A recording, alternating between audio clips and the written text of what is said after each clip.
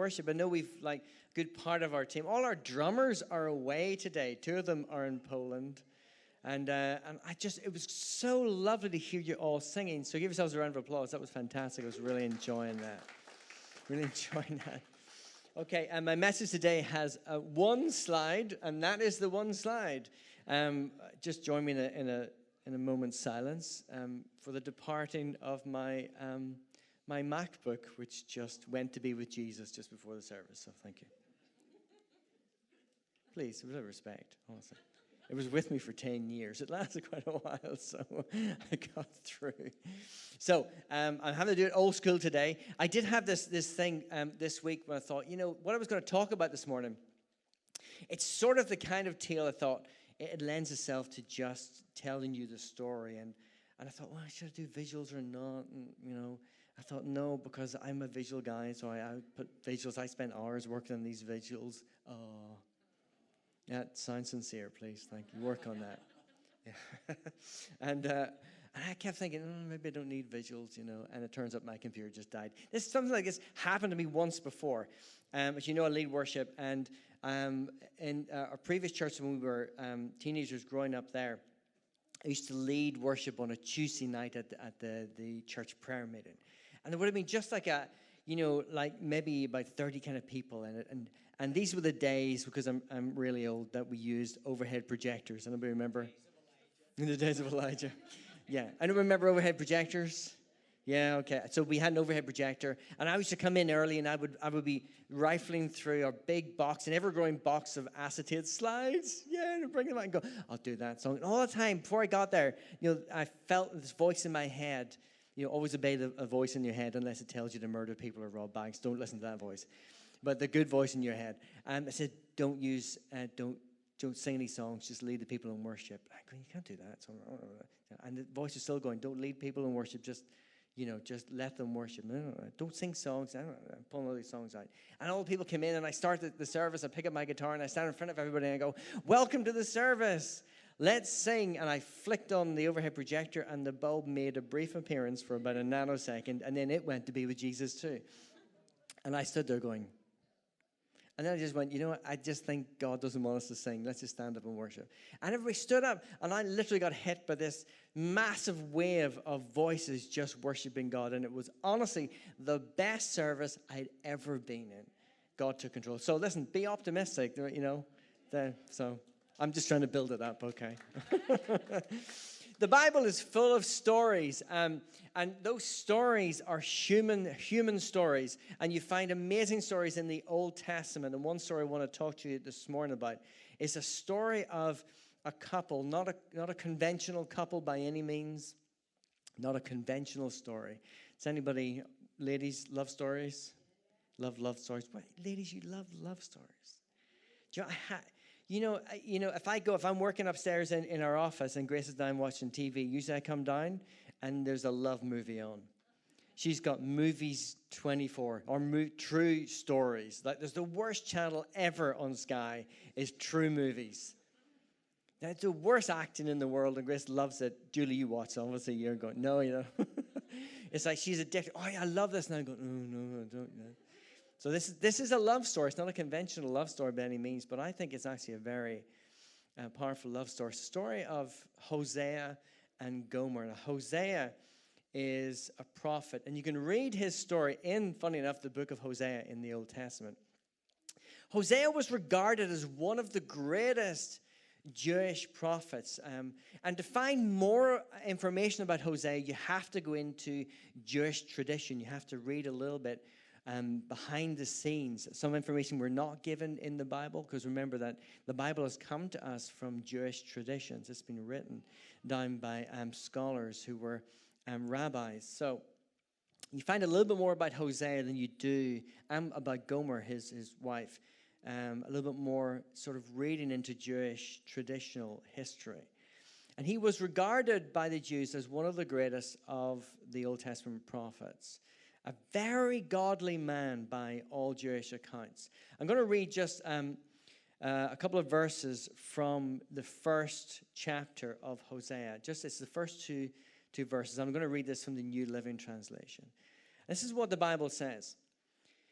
and as Hosea is talking here, it says, the Lord gave this message to Hosea, son of Beeri, during the years of Uzziah, Jotham, Ahaz, and Hezekiah were kings of Judah, and Jeroboam, son of Jehoash, was king of Israel. Just pause there. It took me a lot. I didn't realize at one stage, for quite a while, that when we talk about Israel, there are two kingdoms in the Old Testament. There's Israel, the northern kingdom, and Judah, the slightly smaller kingdom in the south. That's why you will read in the Old Testament references to Israel and to Judah. So whenever God is talking to Israel, he's not necessarily talking to maybe all of the Jewish people. So then it continues, when the Lord first began speaking to Israel through Hosea, he said to him, go and marry a prostitute, so that some of her children will be conceived in prostitution. This will illustrate how Israel has acted like a prostitute, turning against the Lord and worshiping other gods. So this is where the story begins. It begins with a prophet who's a godly man being instructed by the Lord to go and to marry a woman who doesn't have a great reputation. She has a career. It's not a great career, but God, for some reason, instructs Hosea to go and to marry this lady. And he does this because, well, in the Old Testament, when you read the prophets, and sometimes they can be a bit difficult to kind of read through, but their lives are so interesting. The Old Testament prophets had to do a lot of crazy things. I mean, it's almost as if the Old Testament prophets had a message to bring, that God would give them a message to share to the people. And it was usually at a time when the nation had gone astray. They had gone off the rails some way. And this happened quite a bit. So there were quite a lot of prophets. But then the Lord would instruct the prophets to do things physically with their lives that were almost like this dramatic outworking of the message itself. Like some had to do crazy stuff, like Ezekiel. If you read the book of Ezekiel, Ezekiel is a crazy, crazy guy in one sense, because he was told to do some really extreme things. Like the Lord was warning at one stage Israel that there was going to be a siege, and he asked Ezekiel to build this scale model of the city outside. And he was to lie down in front of the model on one side for 390 days while pointing a sword at it. And then when he finished that, is lie down on the other side for 40 days. And all these were to demonstrate things so that people will come past and kind of go, what are you doing down now? Yeah, just lying around, What's that? Oh, it's a city. It's our city. Yeah, cool, isn't it? Yeah, it was my house. Yeah. Do you want to take me a tour around? No, I can't. I've got to lie down here. The Lord said to lie down. Why is the Lord making you lie down? And then he would tell him why. So, and then he would have to be, actually lay there all day and make his food there. And it was crazy. Read the story. It is nuts. And so the Old Testament prophets, they were people who, when God says something to do something, they went and did it.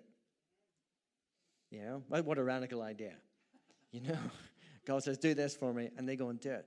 But these were guys who were so passionate about God, but they were also so passionate about their nation. You don't become a prophet in that sense unless you have a passion for your people, a passion for your nation. And often people are doing, really drastic things in order to help the community around them. So you've got to admire these guys. So God instructs Hosea to marry Gomer, and they end up having 3 children. Now, the problem is, Gomer doesn't change her lifestyle.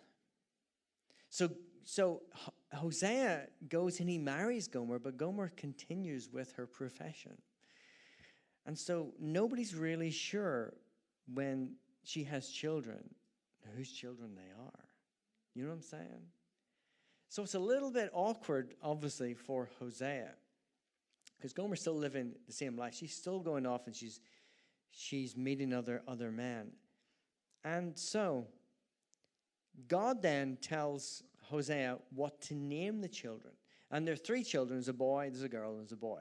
First, the boy is called Jezreel, which means God sows. The second, the girl, is named Lo Ruhamah, and it means no mercy. Like, honestly, you don't want to go out with a girl called No Mercy, do you? You know you're in trouble. Yeah, Funny. I know some people, and they should be called that. And the next was a boy. His name was Lo-Ami, not Lo-Ammo, Lo-Ami, and it means not my people. So even his children were having to bear names which had said something about what God wanted to communicate to the people. So God was using all of this to communicate his message through Hosea and his life to Israel and to Judah. And that message was basically, shape up. You're my children. You're lost. You've gone astray. You need to come back to me. That was the essence of God's. And in actual fact, it's the essence of every message that God gives in the Bible. Return to me. It's as simple as that. When you read, what all the prophets say, God's message is simple. If you keep going that way, it's not going to go well for you. Come back to me, because I know best. So, it's a really stark message that God delivers through Hosea. It's a message of correction. I mean, God really says to the people, when you read the message, if you keep doing what you're doing, it's not going to end well. You're going to end up, God actually says, I will strip you of everything. It will feel like you're in a desert. I'm going to bring you to a wasteland. There's going to be nothing. But in doing that, when God says that to the people, he also says something very tender. And it's one of the loveliest kind of verses in the book of Hosea. Because God promises, I will lead her, which is, he always refers to his people in terms of a wife. The church in the Bible is known as the bride of Christ. So God always is represented as the husband in a relationship. And he says, I will lead her into the desert and I will speak tenderly to her there. That's Hosea 2 and verse 14. He says, I will speak tenderly to her there. And sometimes I find this in my life. I'm sure you probably find this in your life if you're in a relationship with God. The desert times come, don't they? The difficult times come. And sometimes God will lead us into those times or allow those times to happen in order so that he can say something to us. I've had my times. I'm sure there'll be more ahead. I think they're very important times because I think, everything in life is about information being thrown at us so quickly. Everything is chatter, chatter, chatter, chatter. Our society is so loud. It's so loud. I read something recently, and I was sharing this with the guys on Sunday night past, that young people's brains actually see fewer colors than us old people. And they're not as sensitive to certain audio stimuli because they're growing in a society that's increasingly getting louder and increasingly getting brighter. And this guy actually said, he was a scientist, he said actually he anticipates that in the future that the older people in the future will find it so difficult to cope with a modern society because it will just get so much louder and so much more colorful and so much more vibrant. And you probably see that. Just watch television, look at adverts. You see everything's getting faster, everything's getting louder, everything's getting brighter. And he said that actually if you went to the jungles in the Amazon and you went to a native tribe in the Amazon, they wouldn't be able to cope with our society because the noise level they're dealing with in the jungle is like the ambient noise of a fridge. That's the maximum they deal with. Our society is getting so noisy. So sometimes God, I believe, needs to take us aside, needs to strip our attention off things that we think are important in order to say something to us that will quite literally change our lives and possibly save our lives. So never be afraid of the desert experience. Never be afraid of having things stripped away. Those times when, and I know there are people in our congregation that are going through times when the world just seems to be collapsing. All the things that you think are so valuable are being stripped away. And you think, what do I do? Who am I now? And this is when the Holy Spirit comes in and that good, quiet voice comes in to speak to us. These can be our precious times. Let's get back to our love story. The Bible only gives us so much information. So like I said, to get a fuller picture of this couple, we need to go into Jewish traditions. Hosea is supposed to be, by tradition, an older man. What age? We don't know. But if you kind of think in terms of this is, thousands of years ago, this is well before Jesus' time. So we could be talking 2,500, 3,000 years. People didn't live as long. So after you have the flood, people before the flood were living so much longer. People after aren't. And if you were even to base it on medieval times, seriously, I mean, I would be a miracle. Like, I'm in my 50s, you probably wouldn't have survived past your 40s. It was Brian's birthday this week. Happy birthday, Brian.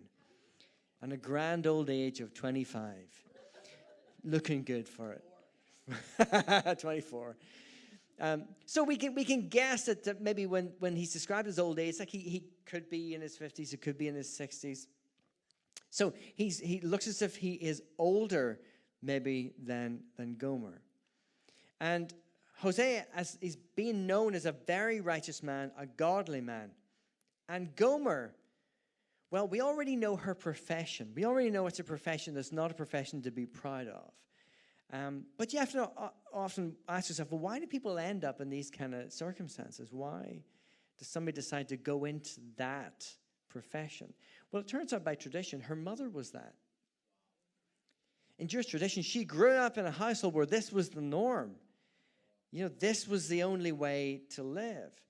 Parents, your kids are learning from you. And they're not learning from what you tell them so much as what you do. It's learned behavior. It's what you model, what we model.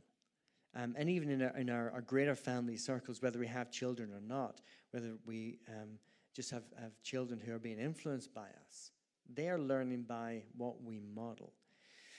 And everybody has a backstory. It'd be too easy when you read the story of Hosea and Gomer to judge Gomer and say, it's not great, like, is it? She's not great. Without figuring out or finding out, bothering to find out, well, why is she like that? And her backstory is she grew up like that. I mean, what chance does a kid have thinking that's the normal way to go? And so the kid just does the same thing and think that's a profession. That's an acceptable profession. So don't judge. Funny, has anybody been watching the documentary on things on BBC on the Yorkshire Ripper murders back in the 70s? Anybody seen it? I saw it just on TV, and I think it's 2 or 3 parts, and they're going through the time of the Yorkshire Ripper, and Peter Sutcliffe was murdering people, and these people were in the same profession. They were prostitutes. But it turns out that the documentary is actually looking at the victims themselves, not Peter Sutcliffe and him. And it turns out a lot of these women were in circumstances where they felt they had no choice. There was one poor girl who, she was a married woman. Her and her husband had a business, and that business collapsed, and they had no money. And they both together decided this was a way that they could make some quick money. And he would go and wait in the pub while she then would go and do this. And then she ended up being murdered by Peter Sutcliffe. Don't judge. Never judge a book by its cover, because somebody has been behind designing that cover, whether it's been the upbringing, it's been circumstances. Never judge a book by its cover. You don't want people to judge you. Don't judge others. The golden rule, do for others as you would have them do for you. Can't emphasize that enough. So she grew up thinking this was absolutely normal. And then Jewish tradition gives us another little insight. There's supposedly a conversation between God and Hosea. And in this conversation, it's a little bit of a drama. It goes something like this. God comes to Hosea and says to Hosea about the state that Israel are in. And he says, basically, look at my children. Look at them. Look at what they're doing. Look how unfaithful are they. They're going off with other gods and not paying attention to me. What should I do with them? And the tradition says that God expected Hosea to go, Lord, have mercy on them. They're your people. Help them. But Hosea doesn't do that. Hosea goes, well, let me tell you, if it were me, I would get rid of them. They're rubbish. Seriously, God, wipe them out and start again with a new people.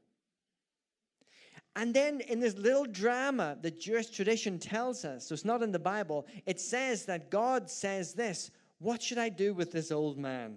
That's how we know that Hosea's an old man. And then God decides to ask him or to command him to go and to marry Gomer. See, Hosea was a righteous man. And Hosea thought he knew, being a righteous man and a godly man, he knew what way God thought. That's why I've called this Look Again. See, he had a perspective. And the perspective was, this is right, this is wrong. And everything's black and white. And people do this, they're wrong. People do this, they're right. It's simple as that. And God says, I'm going to get Hosea to go and to marry this woman, Gomer. Almost like, let's just see what happens to him. And in the tradition actually tells us that God decides, however Hosea is with this woman, I'm going to be with the nation. And that blew me away. I want you to know something. You have more of an influence in your community around you than you realize. You know, as a believer, as someone who trusts God, you are influencing people whether you realize it or not. And in many ways, you see this replicated in the Bible, that God takes his lead from how people are with each other. So Hosea was defining the relationship between God and Israel. So God commands him to marry Gomer. And Gomer continues in her lifestyle. And this godly man, this man of good reputation, has to take on the shame of this woman.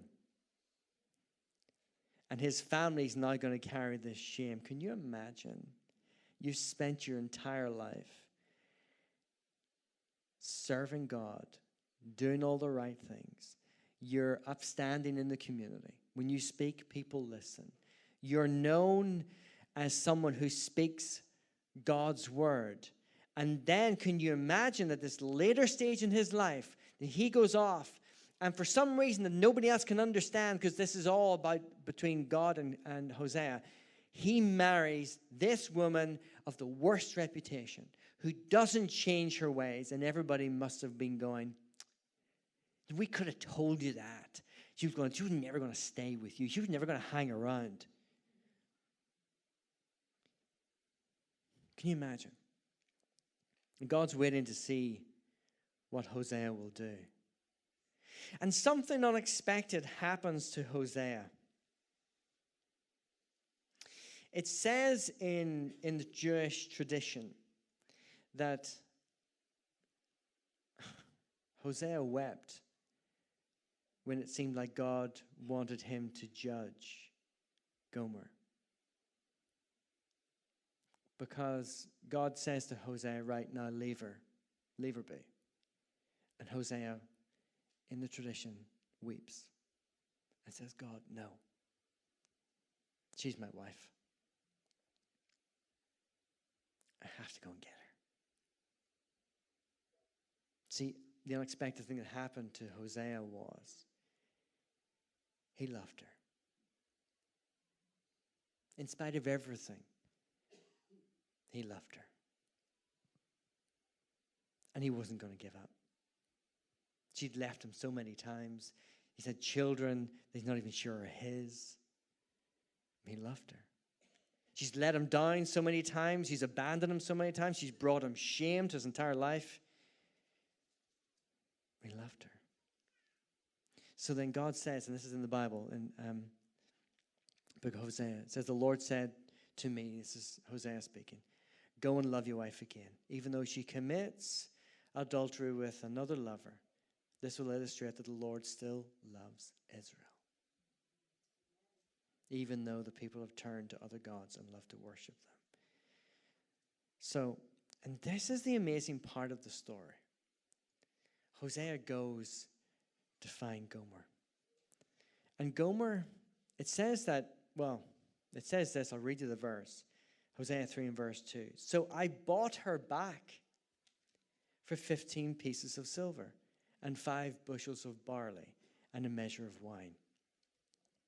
What's happened to Gomer? Gomer's ended up in slavery. She's gone off with someone who's just now taken her as a possession. So she's ended up as a slave. And the value of a slave was apparently about 30 pieces of silver.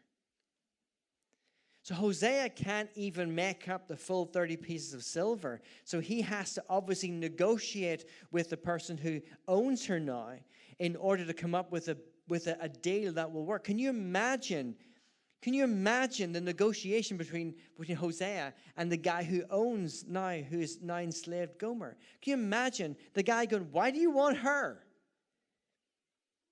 Why do you, like, seriously, why, look at her. And he's begging, I only have this. 30 pieces of silver. I 15, 30. I 15, 30. Why do you want her? Seriously, it's not worth the effort, man, honestly. I can give you this. I can give you some barley. I can give you some wine. How long did he have to negotiate before the guy just went, all right, on your own head be it. On your head be it. Interesting that 30 pieces of silver was what it was given to betray Jesus.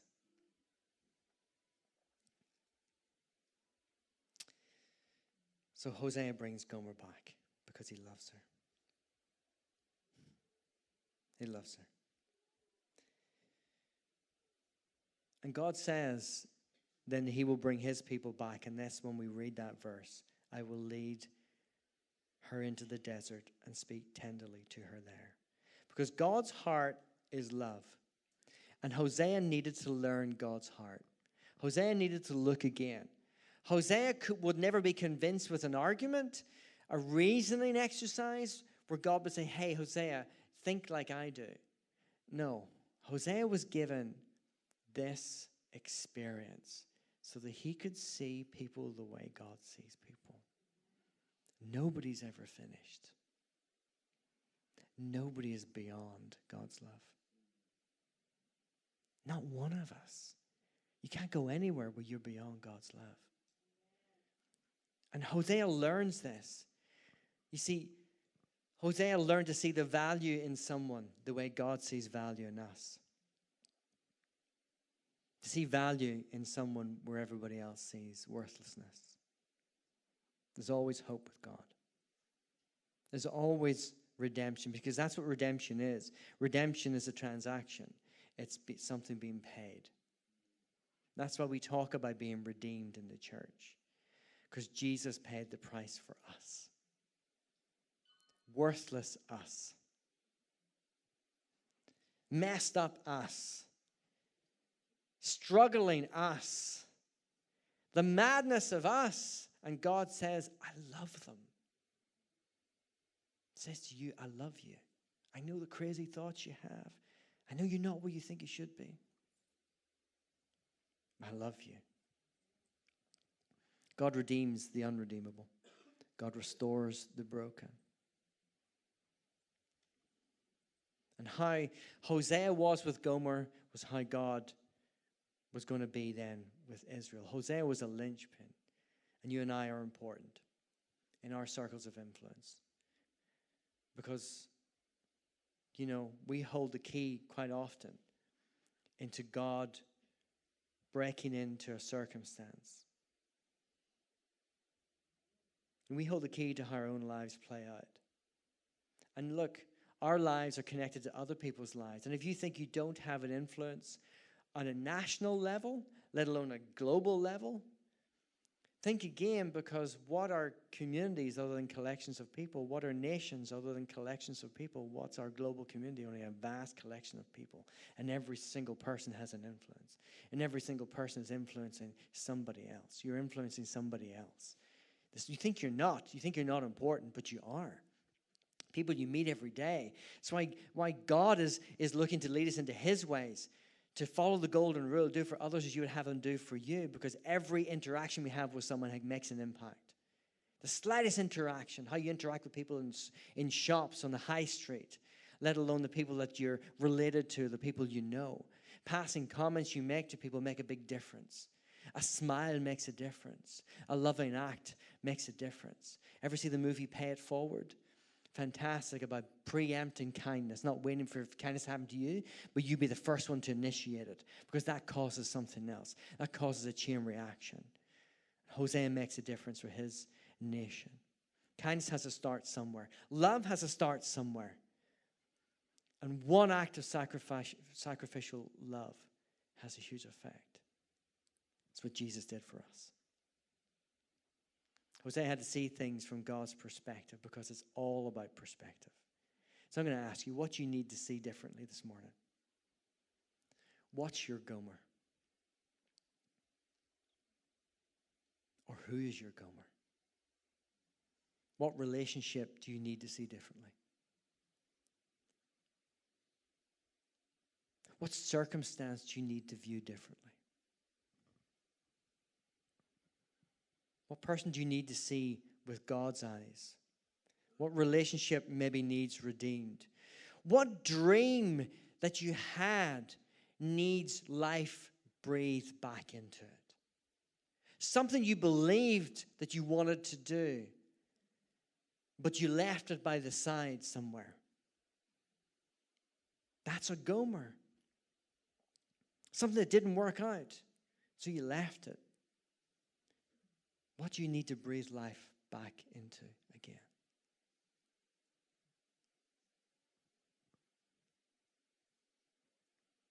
And what tender words of love do you need to speak? And maybe you need to begin with yourself. To speak tender words of love to your own spirit. To say, hey, it's okay. Because we beat ourselves up so much. So speak tenderly to yourself. Let God speak tenderly to you. Learn the tenderness of God and share the tenderness of God. Why? Because it's the key to being with other people, because you can never give fresh water from a bitter well. And if you speak harshness to yourself and you allow yourself harshness inside your spirit, then that just comes out to other people. And God speaks tenderly to you day after day. You maybe just don't want to hear it. Gomer was redeemed by Hosea, her husband. Slaves were redeemed for 30 pieces of silver. And Jesus' freedom was taken for 30 pieces of silver, so that you and I could go free. Do you see that flip? Jesus allows himself to be sold, to be executed for 30 pieces of silver. So you and I can come around this communion table this morning and we can say thank you. We can know that we are free. We can know that God has come to us with love and say, I'm going to buy you back. I know you're not what you should be. I know you're not what I want you to be. But God says, I'm buying you back because I love you. I'm going to ask Colin to come up. Do you want the rest of the band up with you now, Colin? Just you. Colin wrote a song a little while back that was birthed out of morning prayer time. And we're going to come to communion. We're going to prepare to come to communion. And Colin's going to sing this song. Just want you to listen as we prepare our hearts to remember Jesus' sacrifice for us. The price that was paid to bring us back. Thank you, Colin.